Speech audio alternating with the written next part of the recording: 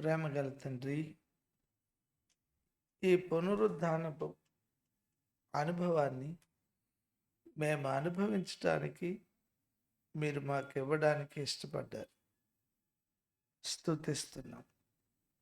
చేరువచ్చిన ప్రియులందరినీ జ్ఞాపకం చేస్తున్నాం. కృప చూపండి. మా హృదయ ధ్యానం నీ తట్టు ఉండనట్లుగా, లోకం నుంచి వేరగునట్లుగా సహాయం చేయండి. మా ఆధ్యాత్మిక జీవితం పెంపొందినట్లుగా కృపనిమ్ము. యేసు నామములో చదవబడుతున్న లేఖనం మా కొరకు దీవించమని ప్రార్థిస్తున్నాము తండ్రి. ఆమేన్. కొరింథీయులకు రాసిన మొదటి పత్రిక 15వ అధ్యాయం మొదటి 3 వచనాలు 5 వచనాలు కలిసి చదువుకుందాం. Page number 156. బైబిల్ తీసేటప్పుడు చప్పుళ్ళు అవ్వకుండా తీయండి. కొందరు అన్నం తింటే చప్పుడు అవుతాయి. ఏం లేదు, ఆ చప్పుడులో బైబిల్ చింపేస్తారని భయం. ఓకే. మరియు సహోదరులారా, నేను మీకు ప్రకటించిన సువార్తను మీకు తెలియపరచుచున్నాను. మీరు దానిని అంగీకరించితిరి, దాని అందే నిలిచి ఉన్నారు.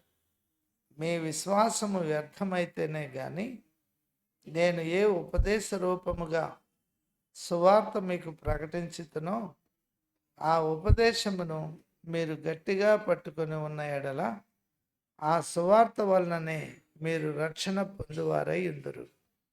నాకు ఇయ్యబడిన ఉపదేశమును మొదట మీకు అప్పగించుతుని, అదేమనగా లేఖనముల ప్రకారము క్రీస్తు మన పాపముల నిమిత్తము మృతి పొందెను, సమాధి చేయబడిన, లేఖనముల ప్రకారము 3వ దినమున లేపబడెను. ఆయన కేఫాకును తర్వాత 12 కనబడెను. అటు పిమ్మట 500కు ఎక్కువైన సహోదరులకు ఒక్క సమయం అందే కనబడెను. వీరిలో అనేకులు ఇప్పటి వరకు నిలిచి ఉన్నారు, కొందరు నిద్రించిరి. చాలు. పౌలు గారు కొరింథీలో ఉన్న సంఘానికి వ్రాసిన పత్రిక. ఈ పత్రిక వ్రాసే టైంకి ఇంకా సువార్తలు వ్రాయబడలేదు. సువార్తలు విశ్వాసుల చేతికి అందక ముందే వ్రాయబడిన పుస్తకం ఈ కొరింథీ మొదటి పత్రిక. ఇప్పుడు ఆలోచించండి. సువార్త అపోస్తలుల ద్వారా వారి నోటి వెంబడి వెల్లడైందే తప్ప పుస్తక రూపంలో లేదు.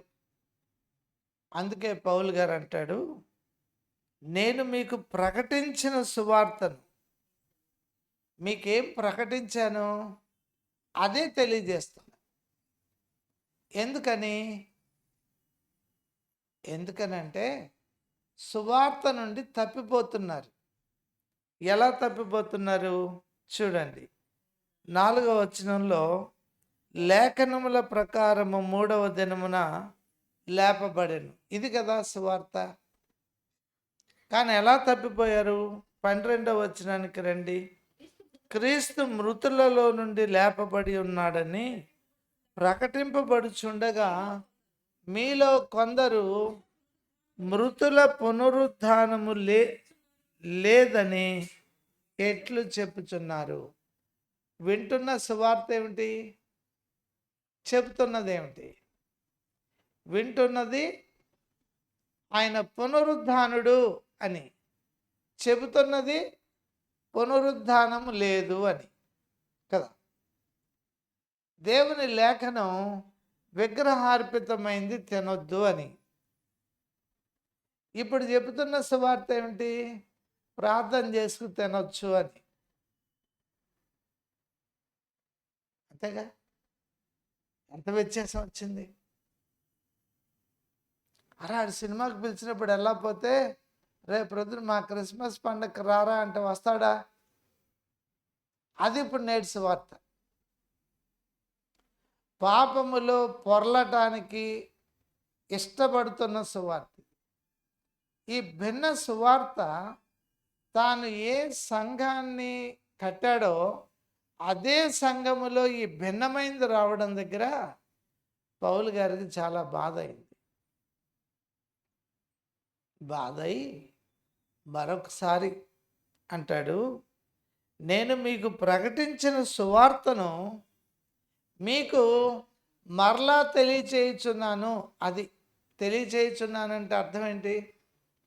ఆల్రెడీ మీకు ప్రకటించాను, and again I would like to say అన్నాడు. నేను మరలా చెప్పడానికి ఇష్టపడుతున్నాను అన్నాడు. అవును, మనం విన్న వాక్యం మరలా వింటున్నామా లేదా? వింటున్నాం. ఎందుకని మనం విన్న వాక్యాన్ని అనుసరించకుండా దానికి భిన్నంగా ప్రయాణం చేస్తుంటాం.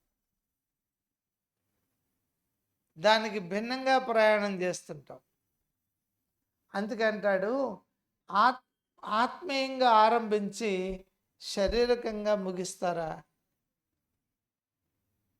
ఆత్మీయతతో ప్రారంభిస్తున్నాం భక్తి జీవితాన్ని, కానీ ముగింపుకి వెళ్ళేటప్పటికి నా చిన్నప్పుడు 2 వృద్ధులు వచ్చేవాళ్ళు ఊళ్ళోంచి.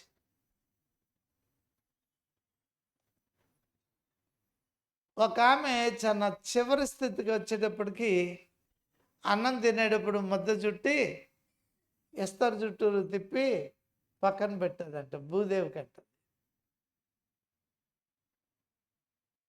ప్రభుని నమ్ముకున్నామే, ఎట్లా ముగిస్తుంది జీవితాన్ని? ఎవరు చెప్పగలం? అందుకే మనం కోరుకోవాలి, ప్రభు మరణం వరకు నా మనసు స్పృహలో ఉండాలి.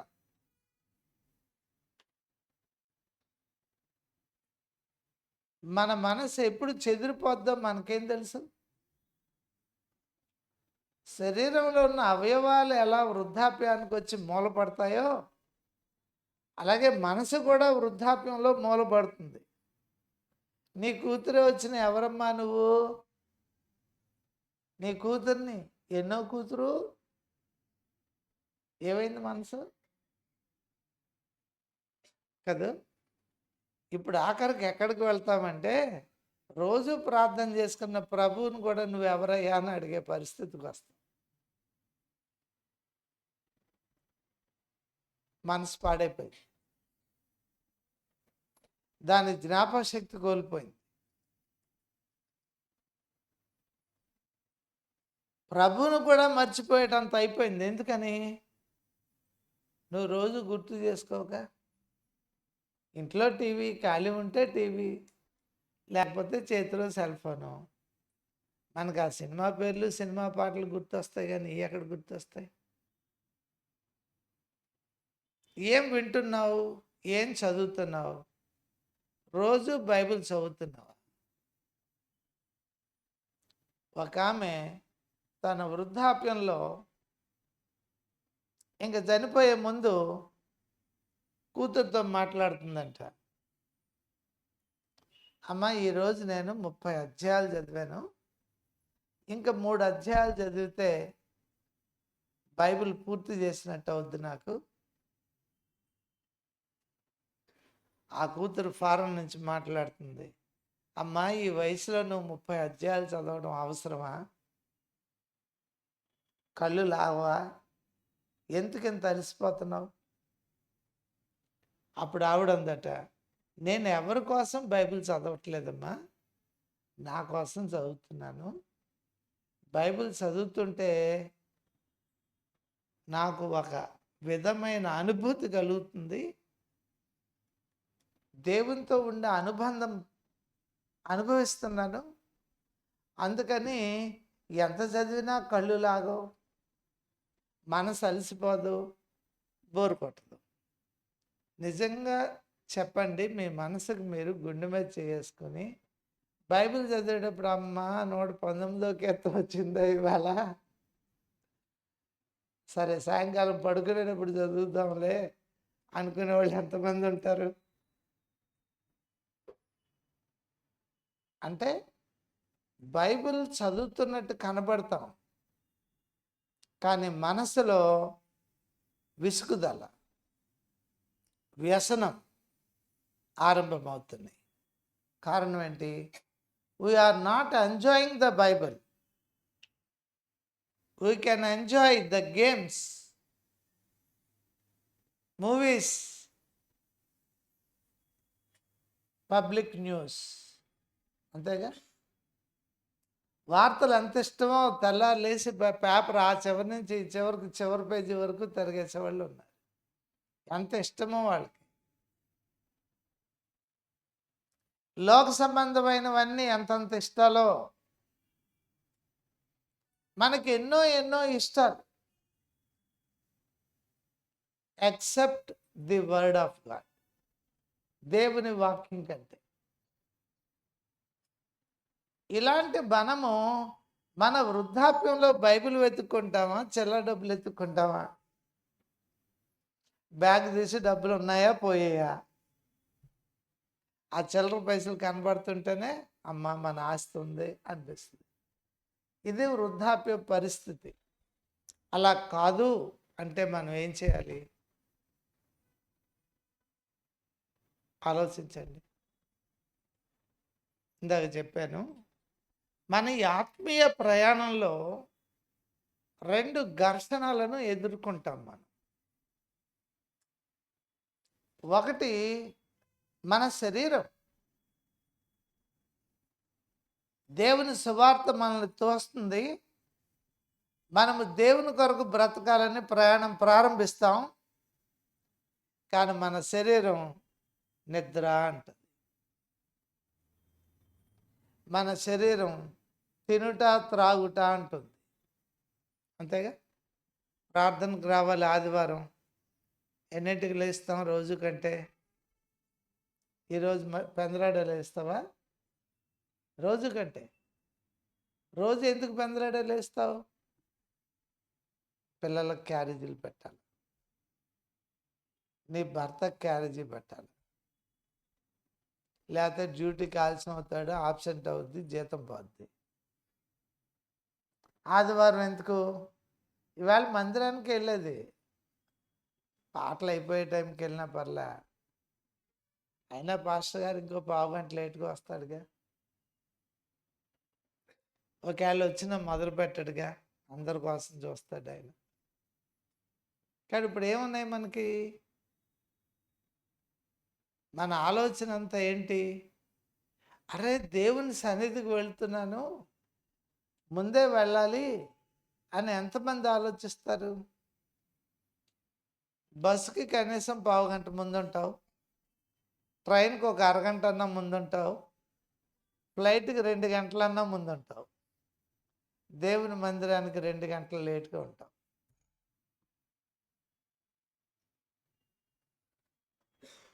ఇంతేగా? సో మన ప్రయారిటీ శరీరానిక ఆత్మక? చెప్పండి. శరీరానికి ఇచ్చావా, ఆత్మకి ఇచ్చావా? అయినా దేవుడు నీకు ఉద్యోగంలో ప్రమోషన్లు ఇవ్వాలి, జీతం పెంచాలి, ఆరోగ్యం ఇవ్వాలి, రోగం వచ్చిన రోజు చూడాలి ఎంత మొరపెడతావో. కానీ మందిరానికి వెళ్ళే దగ్గర ఇవేమీ కనిపించట్లా. సో జాగ్రత్త. ఈవేళ క్రైస్తవ పండుగలు with celebrations, festivals with celebrations, ఇది శరీర సంబంధమైంది.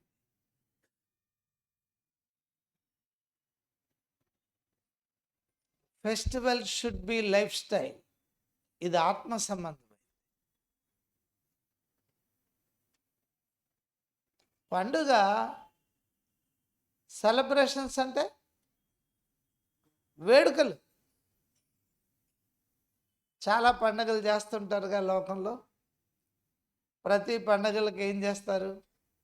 ఎన్నో కల్చరల్ ప్రోగ్రామ్స్, మ్యూజికల్ నైట్స్, కథా కాలక్షేపాలు, ఇలాంటివి ఎన్నెన్నో పెట్టుకుంటారు కదా వాళ్ళు. ఆటలు పాటలు ఇవన్నీ. లేకపోతే మంచిగా వండుకొని భిన్నమైన వెరైటీలు తింటాం. ఇంతే కదా పండగ అంటే. ఇవన్నీ కూడా ఏమిటి? సెలబ్రేషన్స్. కానీ మన ఫెస్టివల్ ఏంటి? సెలబ్రేషన్ కాదు, లైఫ్ స్టైల్. మన జీవన విధానం మారాలి. జీవన విధానంగా మారితే మనం ఆత్మీయులం. జీవన విధానం గాక కొంతమంది చూడండి, ఆ క్రిస్మస్ పండగకి అటెండ్ అవుతారు, లేదా ఈస్టర్కి అటెండ్ అవుతారు, సమాధుల దగ్గర కూడా. వీళ్ళకేంటివి? వీళ్ళకి ఇవన్నీ సెలబ్రేషన్స్.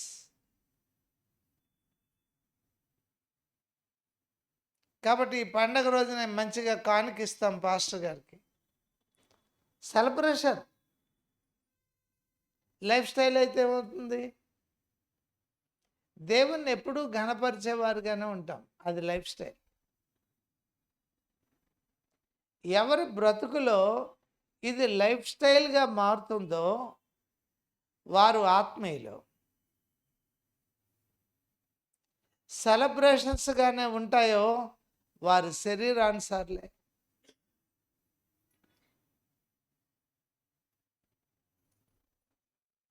ఇప్పుడు ఆలోచించండి. గుడ్ ఫ్రైడే నల్ల బట్టలు వేసుకోవాలి, ఈస్టర్ తెల్ల బట్టలు వేసుకోవాలి, క్రిస్మస్ వచ్చింది ఫ్యాషన్ డ్రెస్ వేసుకోవాలి.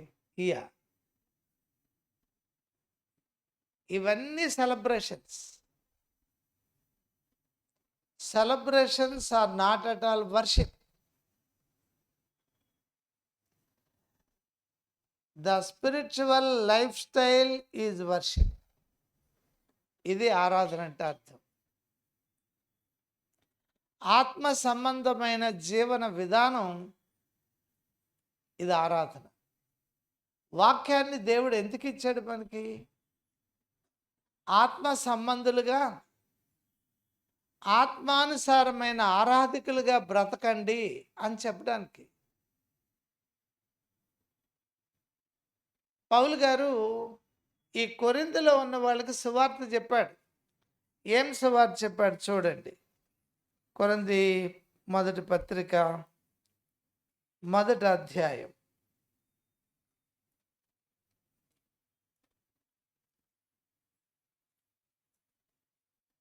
23వ వచనం చదవండి. పోనీ 22 కూడా.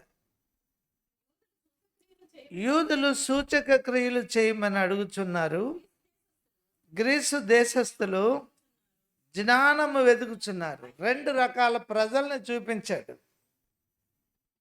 ఈ 2 రకాల ప్రజల్లో యూదులు ఏం చేస్తున్నారంట? అద్భుతాలను వెతుకుతున్నారు. చాలామంది మందిరానికి వచ్చే వాళ్ళల్లో చాలా భాగం అద్భుతాలు చూడాలి అని అనుకుంటారు. అందుకే ప్రజలుని ఆకర్షించడానికి అద్భుత స్వస్థత మహాసభలు అంటాడు. పేరు బాగుందిగా. థంబ్నెయిల్ చాలా బాగుంటుంది, కింద మ్యాటర్ వేరేగా ఉంటుంది. కుంటోడుగానే ఇంటికి వెళ్తాడు, గుడ్డోడుగానే ఇంటికి వెళ్తాడు. ఎక్కడికి వెళ్ళావురా? అద్భుత మహాసభలకు వెళ్ళాను.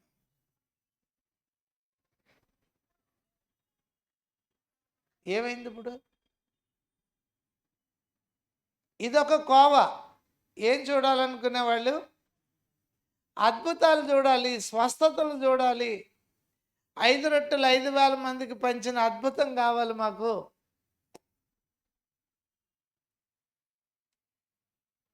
ఏడు వారాలు వెళ్ళాం, నాకు ఐఏఎస్ వచ్చింది, ఐపీఎస్ వచ్చింది అని చెప్పాలా. ఇలాంటి సాక్ష్యాలు కావాలి. వాడు సాక్ష్యం చెప్తాడు, అవునో కాదో మనకు తెలియదు. స్టేజ్ ఎక్కడానికి పనికి వస్తుంది కదా, ఏదో ఒకటి చెప్పేస్తే.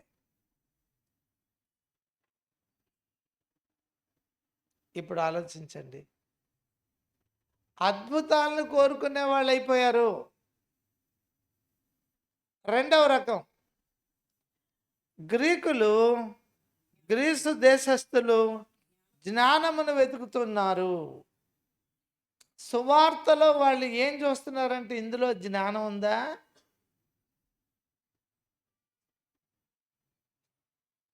చాలామందికి వాక్యం వినేటప్పుడు బైబిల్లో లేని సంగతులు చెప్తే భలే ఇంట్రెస్ట్గా వింటారు. ఏం కావాలి వీళ్ళకి? ఏదో మతపరమైన జ్ఞానం కావాలి, భలే ఇష్టం వాళ్ళకి. కానీ పౌలు గారు అన్నాడు 23, ఈ రెండు రకాల ప్రజలు, అద్భుతాలు కోరుకునే వాళ్ళు, జ్ఞానం కోరుకునే వాళ్ళు ఉంటే మేమేం ప్రకటించము? సిలువ వేయబడిన క్రీస్తును ప్రకటించుచున్నాము. ఇది సువార్త. ఇప్పుడు మనకు కూడా ఏం చెప్పడం ఇష్టం అవుద్ది? మా పాస్టర్ గారు ప్రార్థన చేశారు, అంతా ఆమెను అన్నప్పటికీ జ్వరం తగ్గిపోయింది. ఇది కదా కావాలి. మేము అక్కడికి వెళ్ళాక మా దరిద్రత అంతా పోయింది, ఆశీర్వదించబడిపోయాం. ఇలా ఎన్నెన్నో చెప్పుకోవాలని ఇష్టపడతాం, బట్ దోస్ ఆర్ వేస్ట్.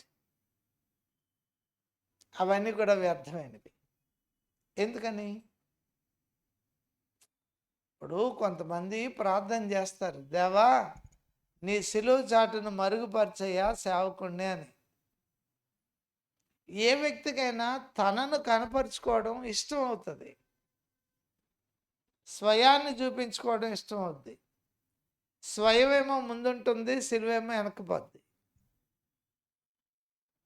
అలా కాదయ్యా, నీ సిలువ ముందుండాలి, స్వయం వెనకపోవాలి అని ప్రార్థన చేస్తాం. ప్రార్థన అయితే అట్లా ఉంటుంది.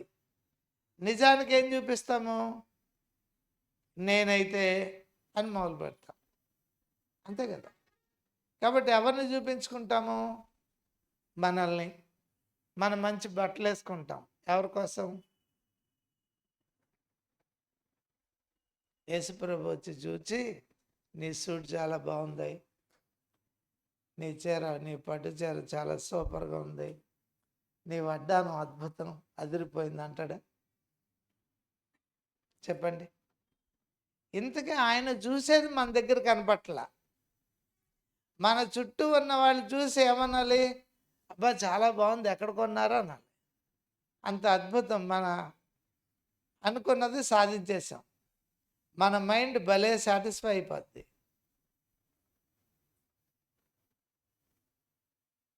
ఇవి మెచ్చుకునే ప్రయత్నానికి వచ్చామా, మెప్పుల కోసం వచ్చామా? రెండు పొరపాట్లోనే ఉన్నాయి. సంఘటన చెప్తా. ఇక్కడ భద్రాచలం దగ్గర ఏంటది, కొత్తగూడెం, బొగ్గు గనులు ఉంటాయి. అందులో పనిచేసే ఒక ఇంజనీర్ గారు, ఆ రోజుల్లో ఆయనకి రోల్స్ రాయ్ కారు ఉందంట.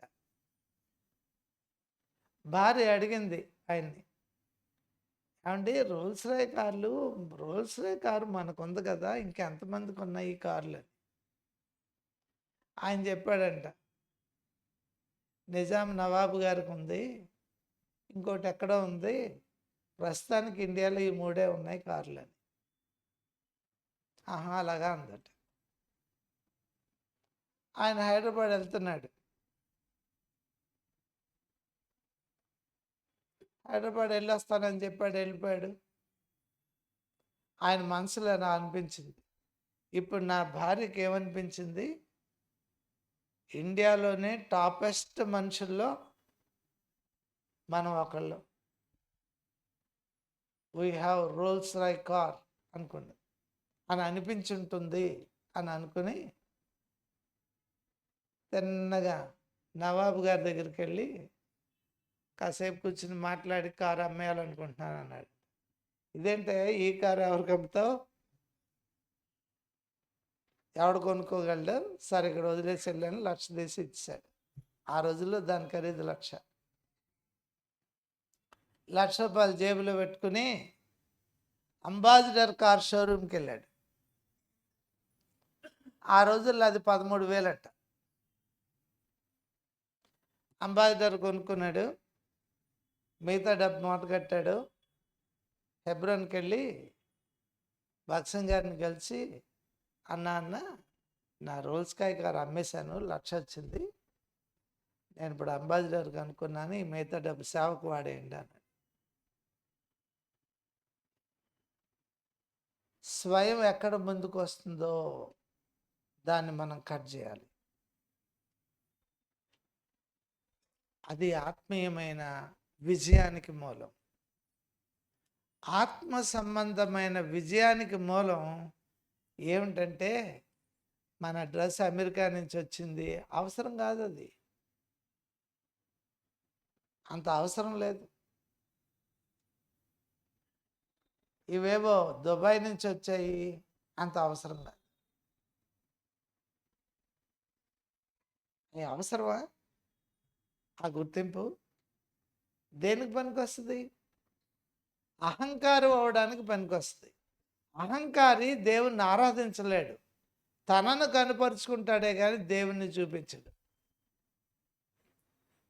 సరే, ఇంటికి అంబాసిడర్ కారు వేసుకొచ్చాడు ఆయన.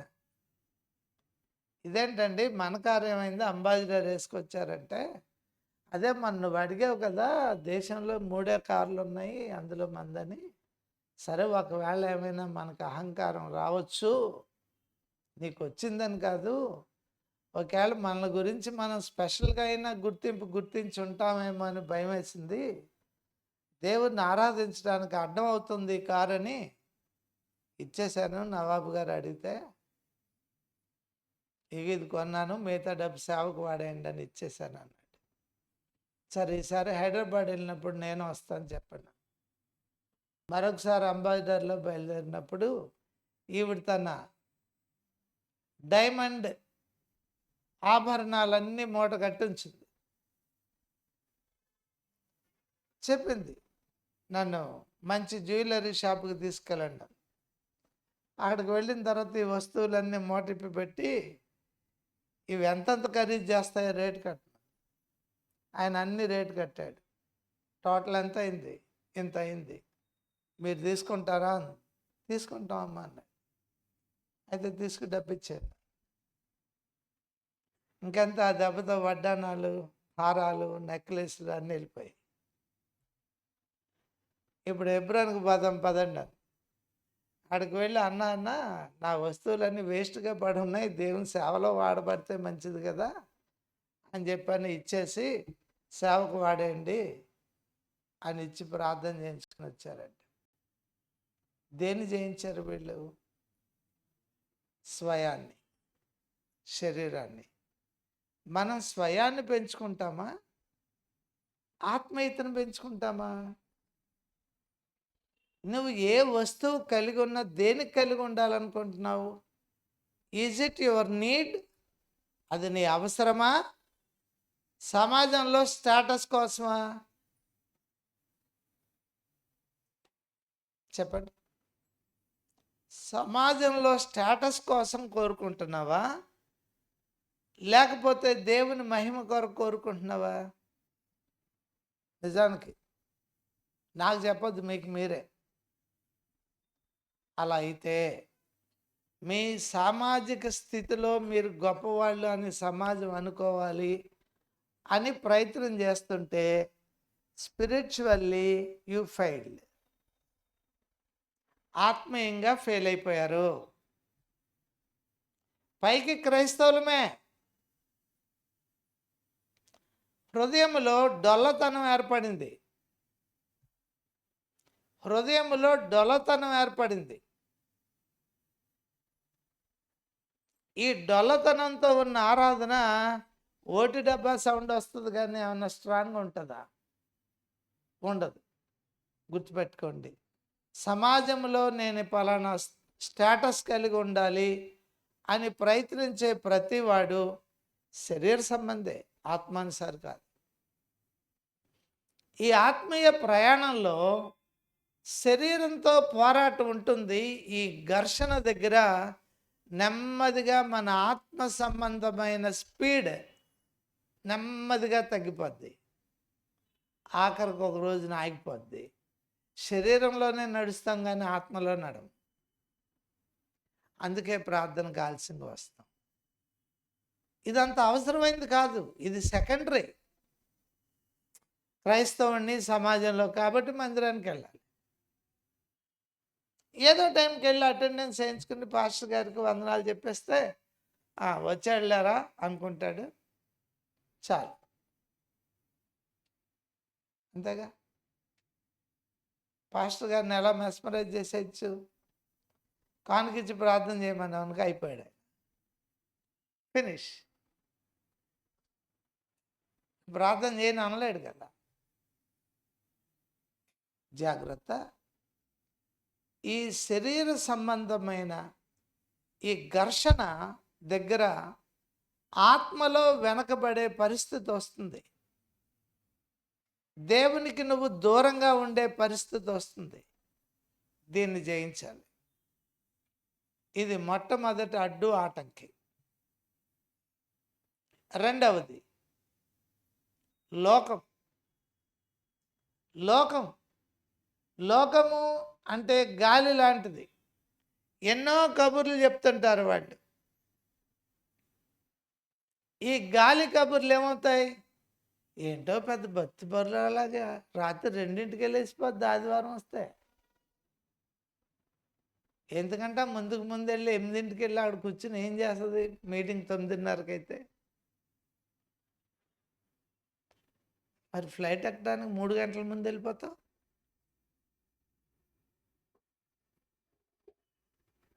ఏం చేస్తావు అక్కడ? కూర్చోవడం తప్ప. చెప్పండి. 3 గంటలు నేను ఏమన్నా చెక్-ఇన్ చేస్తారా? 3 గంటలు చేస్తారా? చెప్పండి. కానీ అక్కడ చెప్పేట రూలు 3 గంటల ముందు ఉండండి అని. కారణం నువ్వు ఒక్కడవే కాదు ఫ్లైట్ ఎక్కేది, చాలామంది ఉంటారు. అక్కడ 3 గంటల ముందెళ్ళి పడిగాపులు పడి కూర్చుంటాం. 3ంటికి ఫ్లైట్ అయితే 12ంటికి అక్కడ ఉంటాం. ఇక్కడ 6ంటికే తినేసి బయలుదేరిపోతాం. అవునా? అది నేను తప్పంటలా. ఆ ఇంట్రెస్ట్ వాక్యం మీద, మందిరం మీద, సహవాసం మీద ఉండట్లేదు కదా. ఇక్కడే ఆత్మీయంగా వెనకబడ్డావు.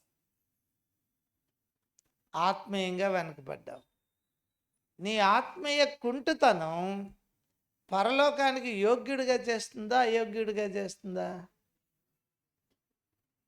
ఇప్పుడు ఎవరికి వాళ్ళు ప్రశ్న వేసుకుందాం. మనం వెళ్ళగానే ఆయన మన పేరు పెట్టి పిలుస్తాడా? నువ్వెవరో నాకు తెలియదు, ఎవరయ్యా నువ్వు అంటాడా? చెప్పండి. ఎవరు బాబు నువ్వు, ఎక్కడి నుంచి వచ్చావు అంటాడా? లేకపోతే మనం వెళ్ళగానే పేరు పెట్టి పిలిచేలా ఉంటాడా? ఆత్మీయంగా ముందంజ వేసిన వాళ్ళని అంటాడా, వెనకబడిన వాళ్ళని అంటాడా? ఆయన లేఖనాలేగా ఆధారం. కానీ ఇప్పుడు ఏం కావాలి? దేవుని పట్ల, దేవుని కార్యముల పట్ల ఆసక్తి కలిగి ఉండాలి. ముందుగా మనం ఉండి దాన్ని పర్యవేక్షించే వారిలాగా ఉండాలి. అందరికంటే ముందు వస్తే ఏం చేయొచ్చు? వచ్చే వాళ్ళ కోసం ప్రార్థన చేయొచ్చు కదా. ఎంత మంచి పరిచర్య అది. నువ్వు చేసింది దేవునికే కనబడుతుంది, ప్రజలకి కనబడకపోవచ్చు. బహుమానం ఇచ్చేది ఆయన, ప్రజల? ఆయన కదా. ఆయన ఇచ్చే బహుమానం అక్కడ ఉంటుంది, ప్రజలు ఇచ్చే బహుమానం ఇక్కడ అయిపోద్ది. ఇప్పుడు 2 రకాల ఘర్షణలు, ఒత్తిడి మన ఆత్మీయ ప్రయాణాన్ని బలహీనపరుస్తాయి. ఒకటి శరీరము, దాని కోరికలు, లేదా శరీర సంబంధమైన మనస్సు. 2 లోకం, లోకం యొక్క ప్రభావం. ఆలోచించండి, సెల్ ఫోన్ ఎంతసేపు చూసినా బోర్ కొడుద్దా? బైబిల్ చదువుతావా? అలాగా బైబిల్ చదవం. మనం ఆత్మానుసార్లా, శరీరానుసార్లా? అందుకే అద్భుతాలు చూసేవాళ్ళు ఉన్నారు, కోరుకునేవాళ్ళు, జ్ఞానాన్ని కోరుకునే వాళ్ళు ఉన్నారు. కానీ మేమైతే ఈ రెండు, మా సువార్తలు ఈ రెండు ఉండవు. ఏముంటాయి? సిలువ వేయబడిన క్రీస్తే ఉంటాడు. సిలువ అనేది శాపగ్రస్తమైన మరణానికి సూచన. సిలువ శాపగ్రస్తమైంది. సమాధి, ఎవడైనా సమాధి బొమ్మ తెచ్చుకుని ఇంట్లో పెట్టుకుంటాడా? మీ తల్లినో తండ్రినో సమాధి చేసి ఉంటారు కదా, ఫోటో తీసి ఇంట్లో పెట్టుకున్నారా? కానీ తాజ్మహల్ టీ ఎంతమంది అవుతారు? తాజ్మహల్ ఏంటి? సమాధిగా. మరి ఈ సమాధి ఎందుకు పెట్టుకుంటున్నారు? ఇది సమాధే కానీ సమాధిలా కనబడదు. ఒక అద్భుతమైన కట్టడం, ఒక అద్భుతాల్లో ఒక వింతైన కట్టడం ఇది. అందుకు సిలువ శాపగ్రస్తమే. యేసు మరణం సిలువ యొక్క అర్థాన్ని మార్చేసింది. దాని యందు విశ్వాసం ఉంచిన వాళ్ళకి ఆశీర్వాదకరంగా మారిపోయింది. అంచేత ఇప్పుడు సిలువ వేసుకోవడం ఫ్యాషన్ అయిపోయింది. ఫ్యాషన్ కోసం కాదు, కానీ సిలువను నువ్వు మొయ్యాలి మనసుతో. సిలువను మొయ్యాలి. సిలువ అలంకారంగా వేసుకోవడం ఆయనకు అక్కర్లా. వేసుకుంటే వేసుకున్నావు, అది వేరే సంగతి. కానీ మోస్తున్నావా? సిలువ గుర్తు మోయడం ఈజీ, శ్రమను మోయడం, ప్రభు కొరకు శ్రమను అనుభవించడాన్ని కావాలి. అది సిలువను మోయడం అంటే. It should be our lifestyle. ప్రభు కొరకు శ్రమ అనుభవించటం మన జీవిత ఏమవ్వాలి? స్టైల్ అంటే జీవన విధానం అయిపోవాలి. మన జీవన విధానం అయిపోవాలి. ఎప్పుడు ఇట్లా అవుతుందో మనం ప్రభువుని చూపించే వాళ్ళు అవుతాం, మనల్ని మరుగు చేసుకున్న వాళ్ళు అవుతాం. ఎప్పుడు గుర్తుపెట్టుకోవాలి. పౌలు గారు తిమోతికి వ్రాస్తూ, చూడండి, తిమోతికి వ్రాసిన మొదటి పత్రిక 9వ వచనం, 2:9. పోనీ 8 నుంచి చూద్దాం. కావున ప్రతి స్థలమందును పురుషులు కోపము, సంశయము, అంటే ఆత్మ సంబంధమైన పురుషుల్లో ఏముండాలి? కోపం ఉండకూడదు. సంశయాలంటే అనుమానాలు ఉండకూడదు. 2, చేతులు పవిత్రంగా ఉండాలి. అలా ప్రార్థన చేయాలి. అంతరంగంలో కోపం కానీ, దేవుణ్ణి అనుమానించే విధానం కానీ లేకుండా పవిత్రతగా ప్రార్థించే వాళ్ళై ఉండాలి. ఇది పురుషుడు ఉండాల్సింది, ఒక ఆత్మీయుడు ఉండాల్సిన విధానం. అర్థమవుతుందా నా మాట? పురుషులందరికీ ఒకసారి ఆలోచించుకోవాలి. మనం ఏముండకూడదు? కోపం ఉండకూడదు, అనుమానాలు ఉండకూడదు, పవిత్రత కలిగి ప్రార్థన చేసేవాళ్ళు అవ్వాలి. ఇంకా 9వ వచనం, స్త్రీలకు ఏముండాలి? నేనేం తక్కువ? మగవాళ్ళు పైలట్, ఆడవాళ్ళు పైలట్లు అయిపోతున్నారు.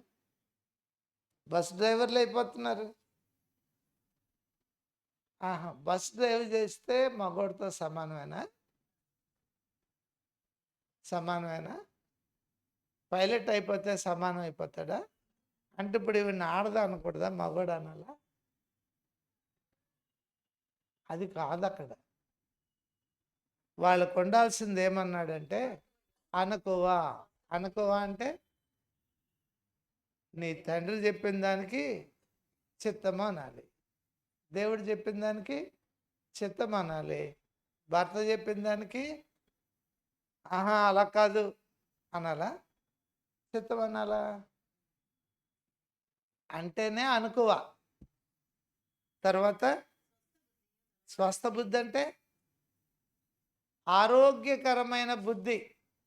మన బుద్ధి వల్ల ఎదటోడికి రోగాలు బాధలు కలగకూడదు.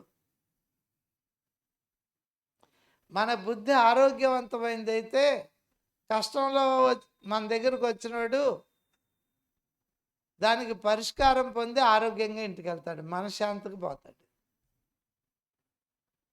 మన బుద్ధి మంచిది కాకపోతే వచ్చినవాడు మరింత రోగి వెళ్తాడు.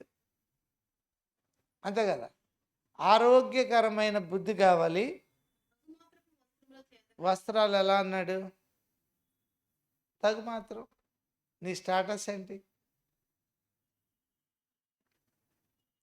అందులో కూడా ఎక్కడ లో ఉంటుందో ఆ స్థాయి చాలు అన్నాడు. అంటే మన వస్త్రాలకి పెద్ద గుర్తింపు వచ్చేయకూడదు, సమాజంలో అందరూ ఎలా ఉన్నారో అలా ఉండాలి అని దాని అర్థం. స్పెషాలిటీ ఏమి ఉండదు, సర్వసామాన్యంగా అందరితో పాటు ఉంటుంది. అలా ఉండాలనుకుంటామా, స్పెషల్గా ఉండాలనుకుంటామా మన బట్టలు? చెప్పండి. ఇప్పుడు ఆత్మీయత ఏది చెప్పండి? మొట్టమొదట అనుకువ ఆత్మ సంబంధమైంది. మనల్ని గొప్ప చేసుకోవడం అది గర్వానికి సూచన. స్వస్థ బుద్ధి అంటే ఎదటవాడు ఆత్మీయంగా మేలు పొందే భాష, అది స్వస్థ బుద్ధి. ఆత్మీయంగా ఎదటవాడిని దిగజార్చేది అది అస్వస్థ బుద్ధి. 3, తగుమాత్రంగా బ్రతకడం దేవుణ్ణి చూపించడానికి పనికొచ్చేది. స్పెషల్గా కనపడటం స్వయాన్ని చూపించుకునేది. ఇంకా జడలతోనైనా. ఇప్పుడు చెప్పండి, ఒకరి జడకి మరో జడకి ఎన్ని రకాల జడలు ఉంటాయి వేళ. మొత్తం అందరికి ఒకసారి ఫోటో తీసి అవన్నీ ఇలా పెట్టామనుకోండి, ఎన్ని మోడల్స్ కనపడతాయి? అది స్వయానికి శరీరానికి సంబంధించింది. దాంట్లో తప్పుల్లా చెప్పట్లేదు నేను. చెప్పేది ఏంటంటే నీవు అహాన్ని బలపరుచుకునే పద్ధతిలో నడుస్తున్నావు, శరీర సంబంధమైన మనసుకు సపోర్ట్ ఇస్తున్నావు, బలపడతావు. నెమ్మదిగా ఆత్మ ఏమైపోతుంది? బలహీనం అయిపోతుంది. ఇది మన ఆత్మీయ జీవితానికి నష్టమా లాభమా? నష్టమే. నీ కూతురుకి 1 కేజీ బంగారం కొన్నావు, మంచిదే. కానీ ఆ పిల్ల అత్తవారింటి దగ్గర అహంకారం అయిపోద్ది. అంతే కదా. మనల్ని అహంకారులుగా చేసే ప్రతిదాన్ని విడిచిపెట్టాలి. అదే ఆత్మీయుల లక్షణం. ఆత్మలో ఎదగడానికి ఏది అవసరమో అది కలిగి ఉండాలి. ఇది చాలా ప్రాముఖ్యమైనది. అండ్ అది అమెరికా టార్చ్ లైట్ అయినా, ఇండియాలో తయారైన టార్చ్ లైట్ అయినా వెలిగిస్తే ఏమిస్తుంది? అంతే కదా. అమెరికా వెలుగు వేరు, ఇండియా వెలుగు వేరుగా కనపడుతుందా? ఏం కనపడదు, చెప్పుకోవడానికి పనికొస్తుంది. ఇది అహంకారాన్ని పెంచుతుంది, అంతే, అంతకు మించేం లేదు. కాబట్టి మనము ఈ నిరంతర పోరాటంలో ఉన్నాం. మన శరీరంతో పోరాటం ఒక ప్రక్కన, లోకంతో పోరాటం రెండో ప్రక్క. ఈ రెండింటిని అధిగమించి మనం సామాన్యంగా కనబడాలి. మనం చేసే కార్యాలు ఉంటాయే, అందులో దేవుడు కనపడాలి. ఒక పేదవాడిని చూస్తే సాయపడతావు ఉన్నతంగా.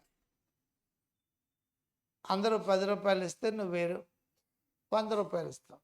అయ్యా అన్నం లేదు అన్నం తింటాను అన్నాడు. సరే భోజనం కొనుక్కోవడానికి 100 ఇస్తావు.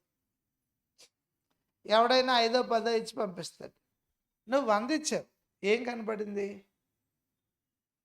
ఆత్మీయత. ఇది ఆత్మీయత. 5 10 ఇవ్వడం just for name and fame. ఇక్కడ అవసరం తీర్చాలి అనుకున్నావు, ఇది ఆత్మీయత. ఏదో లేదనిపించుకోవాలనుకున్నావు, అది శరీరం. ఇప్పుడు ఆలోచించండి, మనం ఎలా బ్రతకడానికి రెడీ అవుతున్నాం? మనం ఆత్మీయులుగా బ్రతకడానికి ఏం చేయాలి? మనసు పెట్టి బైబిల్ చదువు. అప్పుడు ఎలా బ్రతకాలో తెలుస్తుంది. మనసు పెట్టి చదవకపోతే మనం బ్రతికేదే అద్భుతంగా బ్రతుకుతున్నాము అనుకుంటాం గర్విష్ఠులుగా. ముగింపు ఎలా ఉంటుందో మనకు తెలియదు. మంచం మీద పడుకొట్టుకోవాలేమో కొన్నాళ్ళు. మంచినీళ్ళు అంటావు, ఆవిడ తీసుకొచ్చి 4 సార్లు ఇస్తుంది, కానీ 5ఓసారి చిరాకు వచ్చి వచ్చేదాకా ఉండబోయా, ఇంక పని లేదా అంటది ఆవిడ కూడా. మనుషులేగా అందరూ. కాబట్టి ఇలాగా ఇతరుల చేత తృణీకరించబడే స్థితికి వచ్చేస్తామేమో మనకు తెలీదు. అందుకే శరీరానుసారులుగా కానీ అహంకారంతో కానీ మన జీవితాన్ని ముందుకు గెంటకూడదు. ఇది ప్రమాదకరమైంది. ఆత్మానుసారులుగా అనుకోగలిగి ఇతరులను గౌరవించే బుద్ధి కలిగి బ్రతుకుతూ ఉండాలి. ఏ వ్యక్తిని తక్కువ చూడకండి, ఏ వ్యక్తిని తక్కువగా చూడొద్దు. టైంకి చీపురు కనపడలేదనుకో ఇల్లు ఎలా ఉంటుంది? మరి దాన్ని ఎంత తిన్న చూపి చూస్తాం. అవసరం వచ్చినప్పుడు ఎత్తుక్కుంటావు కదా. అదేదో ముందే దానికి ఒక ప్లేస్ నిర్ణయించి దానికి కూడా ఒక స్థాయి ఇస్తే వెతుక్కునే పని ఉంటుందా? అందుకే గుర్తుపెట్టుకోవాలి, ఏ ఒక్క వ్యక్తి యొక్క విలువైనా ఆ వ్యక్తి లేనప్పుడు అర్థం అవుద్ది, ఉండగా తెలియదు. కాబట్టి ఆత్మానుసారులుగా ఎలా బ్రతకాలి మనం? అద్భుతాలు జ్ఞానం మీద కాదు ఆధారపడాల్సింది, సిలువను గూర్చిన వార్త మీద ఆధారపడు. అందుకే పౌలు గారు అన్నాడు, సిలువ వేయబడిన క్రీస్తుని మేము ప్రకటిస్తున్నాము. నేటి కాలంలో ఏ సువార్త?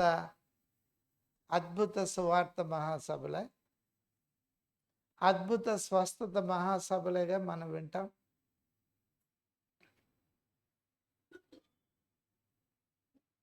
ఎందుకు? లోకం ఏం కోరుకుంటుందో అవే చెప్తున్నారు. మనము సిలువను గురించి మాట్లాడేవాళ్ళు అవ్వాలి, సిలువలో ఉన్న గొప్పతనం గురించి మాట్లాడేవాళ్ళు అవ్వాలి. సిలువలో ప్రాణం పెట్టిన ప్రభువు మన శాపాన్ని భరించాడే తప్ప ఆయన శాపగ్రస్తుడు కాదు. ఇది మనం ప్రకటించాల్సిన వాళ్ళం. మరలా కొరింథీ పత్రిక రండి, మొదటి పత్రిక 15వ అధ్యాయం.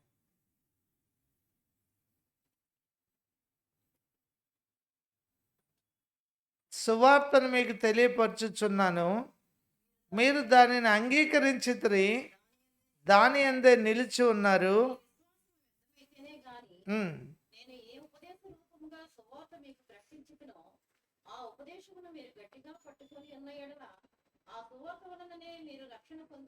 ఇక్కడ అంటాడు, ఏ సువార్త మీకు ప్రకటించానో ఆ సువార్త వల్లే మీరు రక్షించబడతారు. ఎప్పుడు ఈ రక్షణ ఫెయిల్ అవుతుంది? మీ విశ్వాసము వ్యర్థమైపోతే. ఎప్పుడు విశ్వాసం వ్యర్థం అవుతుంది? బకెట్ నూతులో వేసాం, నీళ్ళు తోడుతున్నాం, ఇంకొకసారి ఇలా అందుకుంటే బకెట్ అందుద్ది, కానీ ఆ ముడేసిన దగ్గర తెగిపోయి నీటిలో పడిపోయింది బకెట్. ఇప్పుడు మన ప్రయాసం ఏమైంది? వ్యర్థమైంది. అన్నం పెట్టావు, అప్పటి వరకు కూర్చున్నావు, జస్ట్ అలా వెళ్ళొద్దామని అలా వెళ్ళొచ్చు, ఈ లోపల మాడిపోయింది. నీ ప్రయాసం ఏమైంది? వ్యర్థమైపోయింది. అంతేగా. ఉప్పు వేసిన సంగతి మర్చిపోయి ఇంకోసారి వేసావు, ఏమవుద్ది? అలాగే చెప్పాడు ఇక్కడ. మీ విశ్వాసం వ్యర్థమైపోతేనే రక్షణ పొందలేరు. మీ విశ్వాసం వ్యర్థం కాకపోతే సువార్త వల్ల ఏ రక్షణ దొరుకుతుందో అది మీకు దొరుకుతుంది. ఇప్పుడు ఆలోచించండి, విశ్వాసం ఎప్పుడు వ్యర్థమవుతుంది? విశ్వసించేవి కానీ చివరి వరకు ఉండవు, చివరి క్షణాల్లో వదిలేస్తాం. ఒకసారి నాస్తిక దేశంలో ప్రభు నమ్ముకున్న వాళ్ళు 10 మందిని పట్టుకున్నారు. ఈ 10 మందికి పిలిచి అడిగారు, యేసు ప్రభుని వదిలేస్తారా, లేకపోతే మిమ్మల్ని బట్టలిప్పి ఐస్ గడ్డల మీద పడుకోబెట్టమంటారా? భయంకరమైన చలిలో ఐస్ మీద పెడతారు, ఒళ్ళు అలా బిగిసిపోయి ఐస్ కూడా కాలుతుంది, కాలి చచ్చిపోతారు. వాళ్ళు అన్నారు, విశ్వాసంతో 10 మంది ఒకే మాట చెప్పారు, మేము యేసుని విడిచిపెట్టాం, ఆయనే మా దేవుడు, మా రక్షకుడు. సరే, ఇలా కాళ్ళు చేతులు కట్టి ఆ డ్రాయర్లు మాత్రం ఉంచి ఐస్ గడ్డల మీద పడేశారు. ఆ నాయకుడు శిక్ష వేసిన వాడు కుర్చీలో కూర్చుని చూస్తున్నాడు.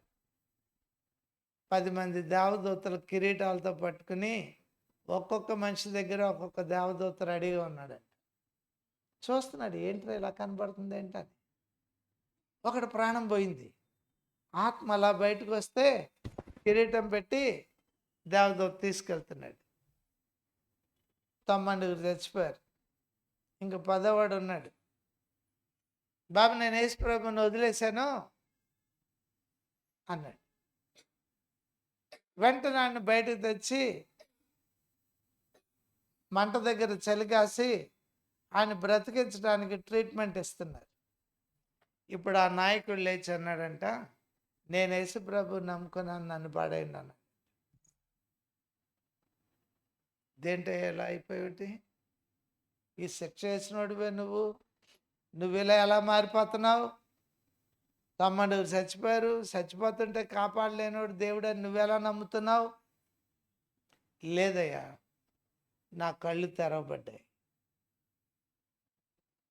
9 వారి ఆత్మలకు దేవదూతలు కిరీటం పెట్టి తీసుకెళ్లారు ఘనంగా పరలోకానికి. వీడు తన విశ్వాసాన్ని కోల్పోయాడు, బ్రతికాడు కానీ కిరీటం పోగొట్టుకున్నాడు, శాశ్వతమైన కిరీటాన్ని పోగొట్టుకున్నాడు. యేసు ప్రభువే దేవుడు అన్నాడంట. సిలువను గూర్చిన వార్త మన శ్రమ దగ్గర, మన మరణం దగ్గర మనల్ని పరిశీలించే వాళ్ళకి ఎవరు కనపడాలి? నీతో ఉన్న ప్రభు కనపడాలి. కానీ ఇప్పుడు క్రైస్తవ సమాజం అనుకుంటుంది, మన శ్రమ దగ్గర కాదు, మన లగ్జరీ దగ్గర దేవుని చూపించాలి అని. Jesus is not at all A luxurious God. ఆయన ఈ లోకానికి దీనుడుగా, దరిద్రునిగా, పాప శరీరాకారంలో కదా. నల్ల శరీరం ఉంటేనే ఎంతో బాధపడిపోతాం. ఈ నల్లధనం కంటే దరిద్రం పాప శరీరాకారం. పాపం చేయడానికే ముందుంటుంది ఈ శరీరం. ఈ శరీరాన్ని ఆయన ధరించుకురావడం అంటే చెప్పండి, మనల్ని గేదెతోనో పందితోనో పోలిస్తేనే సిగ్గుపడతాం. ఈ పాప శరీరాకారాన్ని ధరించుకోవడానికి ఆయన ఎంత తగ్గించుకున్నాడు. ఈ తగ్గింపు మన దగ్గర రావడం దగ్గరే ప్రభు యొక్క గుణాన్ని మనము గొప్ప చేసిన వాళ్ళు అవుతాం. అప్పుడే మనం ఆయన ఆరాధించే వాళ్ళు అవుతాం. ఆయన ఈ భూమి మీదకి ఎట్లా వచ్చాడో అలా బ్రతకడానికి ఎవరు ఇష్టపడుతున్నారో వారు ప్రభు యొక్క గొప్పతనాన్ని ఆరాధిస్తున్నారు. ఆయన తగ్గింపును గొప్పతనంగా భావిస్తున్నారు.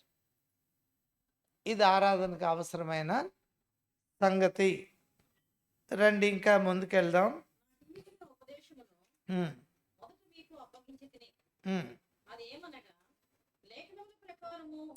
లేఖనముల ప్రకారము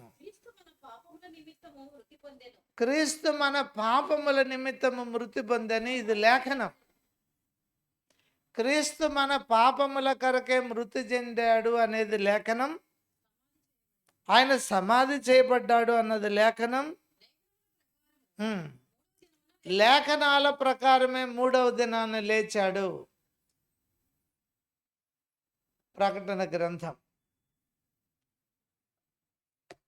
1వ అధ్యాయం 18వ వచనం. నేను మొదటి వాడను కడపటి వాడను, మృతుడనైతిని గాని ఇదిగో యుగ యుగములు సజీవుడను. యోహాను భక్తుడికి ఆయనకు ఆ దీవిలో ప్రత్యక్షమై ఒంటరిగా ఉన్నాడు. కీటకాలు తప్పేం దొరకవు, అక్కడ ఉండవు.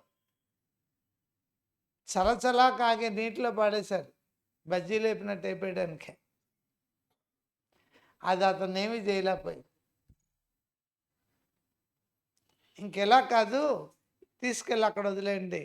నిర్మానుష్యమైన ప్రదేశం, దేవుని ప్రత్యక్షత అక్కడ. ఆ ప్రత్యక్షతలో ఆయన అంటాడు, ఇదిగో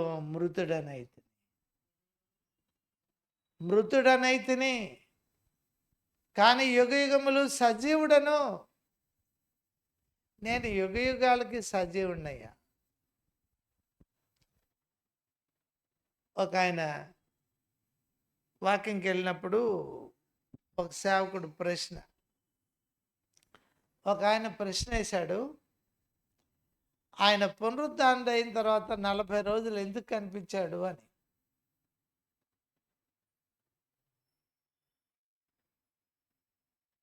నేనేం మాట్లాడలే,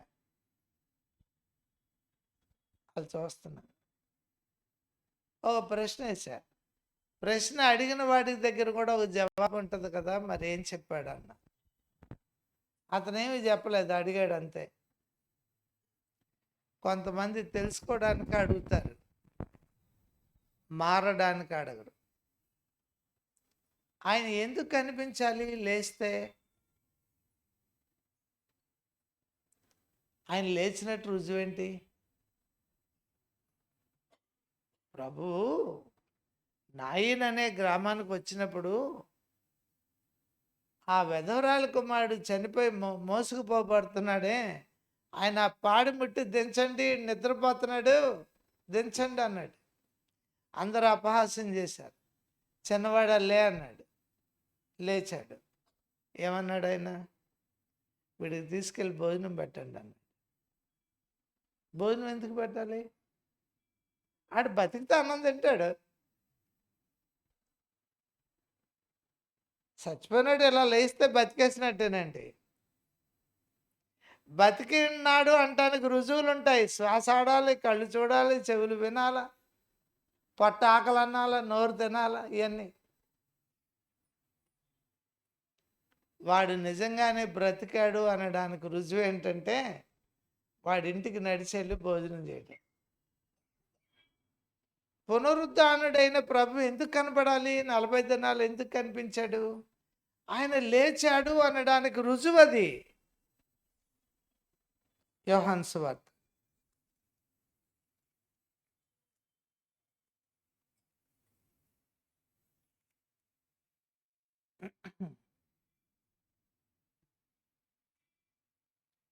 యోహాను సువార్త 20వ అధ్యాయం 11వ వచనం చూడండి. అయితే మరియా సమాధి బయట నిలిచి ఏడ్చుచుండెను.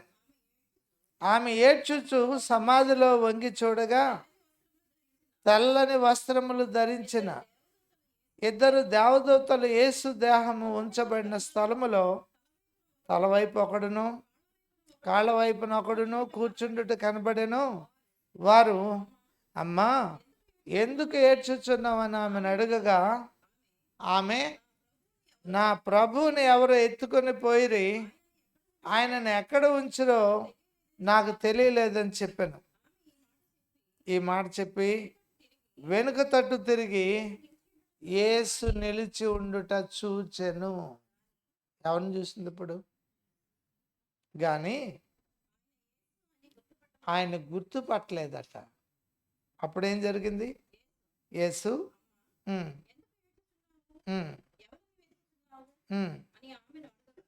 ఆయన అడిగాడు, అమ్మా ఎందుకు ఏడుస్తున్నావు, ఎవరిని వెతుకుతున్నావు అని. ఈయన తోటమాలనుకుని, అయ్యా నీవు ఆయన్ని మోసుకుని పోతే ఎక్కడుంచావో చెప్పు, నేను ఆయనను ఎత్తుకొని పోదును. భలే చెప్పింది, ఎంత ధైర్యంగా చెప్పింది. మగ్దలేనే మరియా. అప్పుడు ఆయన అన్నాడు, మరియా అని పిలిచాను. ఈ పిలుపు దగ్గర ఎవరు పిలిచిన అనుభవంలోకి వచ్చిందంటే ఆమె తన ప్రభువు తను ఎట్లా పిలిచేవాడో అదే పిలుపు, అదే స్వరం విని వెంటనే ఏమంటుంది? రబ్బుని. రబ్బి అంటే బోధకుడు అని అర్థం. బోధకుడా, గుర్తుపట్టింది. యేసు తిరిగి లేచాడు, పునరుద్ధానుడు అనడానికి ఫస్ట్ విట్నెస్ మగ్దలేనే మరియా. తర్వాత పేతురుకి కనిపించాడు. వారు ఆ మేడ గదిలో ఉండగా వారి దగ్గరికి వెళ్ళి ఆయన కనపడ్డాడు. మీకు సమాధానం కలుగును గాక అన్నాడు. అప్పుడు తోమా లేడు. వచ్చాక చెప్పారు. తోమా అంటాడు, ఆయన ఏంటి లేవడం ఏంటి, నేను ఆయన చేతుల్లో ఏలు పెట్టి చూడాలా, ఆయన ప్రక్కలో నా చేయి పెట్టి చూడాలన్నాడు. మరలా కరెక్ట్గా వారానికి ఆయన మరలా కనపడ్డాడు. ఇప్పుడు తోమాను పిలిచన్నాడు, ఇటురా, నా చేతులు చూడు, నా ప్రక్క చూడు అన్నాడు. అప్పుడు అంటాడు, ఇదే 20వ అధ్యాయంలో 28వ వచనం. అందుకు తోమా ఆయనతో, నా ప్రభువా. ఏమంటాడు? ఏమన్నాడు? నా ప్రభువా. భలే ఆరాధించాడు. చేయి చూశాడు, గాయం కనబడుతుంది, ఇంకేళ్ళు పెట్టలే. ప్రక్క చూశాడు, పెద్ద గాయం కనబడుతుంది, బళ్ళెపోటు. చేయి పెట్టక్కర్లా, కనబడుతుంది. ఇప్పుడు అంటాడు, నువ్వెవరివి? You are my lord, my God. నీవు నా ప్రభుడవు, నా దేవుడవు. కానీ ప్రభు అన్నారు, తోమా, చూసి కదా నమ్మావు, చూడక నమ్మిన వారు ధన్యులు. చూడక నమ్మిన వారు. ఎందుకు ఆయన ఇంతమందికి కనపడ్డాడు?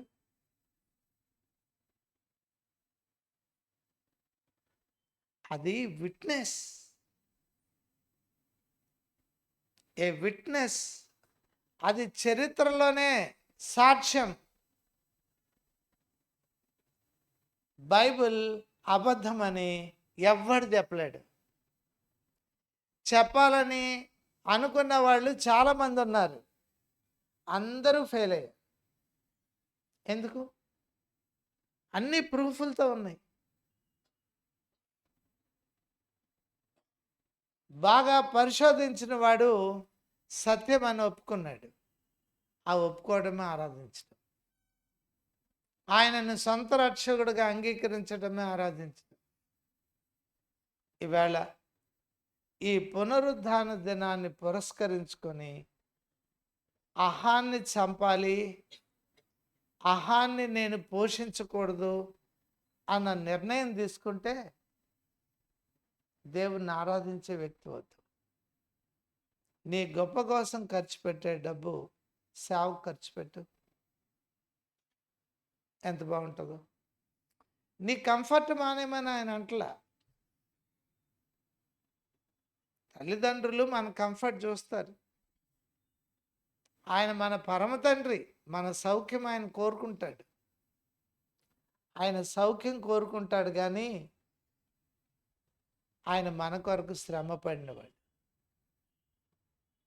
ఆ శ్రమ చూచిన మనం ఆయన కొరకు శ్రమ గుండా ప్రయాణం చేయడానికి ఇష్టపడాలి. అదే ఆరాధన. ఈ మార్పు రాకుండా యేసుప్రభా నేను అంగీకరించాను కదా, కారేనైనా డ్యూప్లెక్స్ బిల్డింగ్ మళ్ళా కారులో మామూలు పనికిరావు. ఇవన్నీ కోరుకోవడం దగ్గర మన అహాన్ని బలపరుచుకోవడానికా లేదా ప్రభు కొరకు సామాన్యంగా బ్రతకడానికి ఇష్టపడతామా? సైకిల్ కావాలి, హీరో సైకిల్ సరిపోద్ది, పెద్ద సైకిల్ అక్కర్లే. కారు కావాలి, సామాన్యమైన కారు సరిపోద్ది, పెద్ద హై బ్రాండెడ్ కారు అక్కర్లే. అంతే కదా. సరే మెడ బోడిగా ఉండకూడదు అనుకున్నావు, ఏదో సామాన్యంగా సరిపోద్ది, వజ్రాల హారం అక్కర్లే. ఇలా మనం అన్నిట్లో ఏమైపోవాలి? సింపుల్ సిటీకి వచ్చే.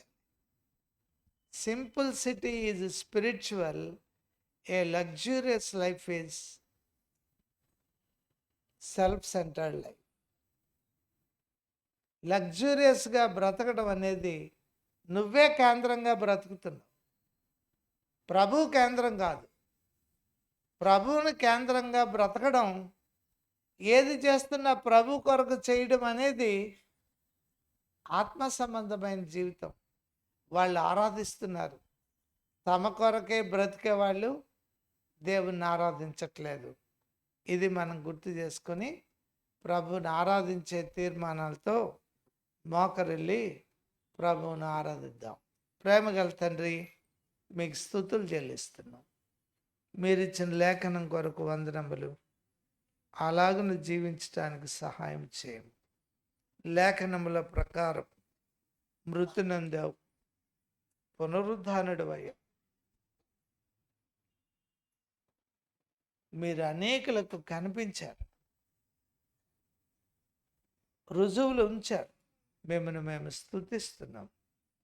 మిమ్మల్ని హెచ్చించే దిశగా బ్రతకడానికి మాకు సహాయపడండి. యేసు నామములో ప్రార్థిస్తున్నాం తండ్రి, ఆమేన్.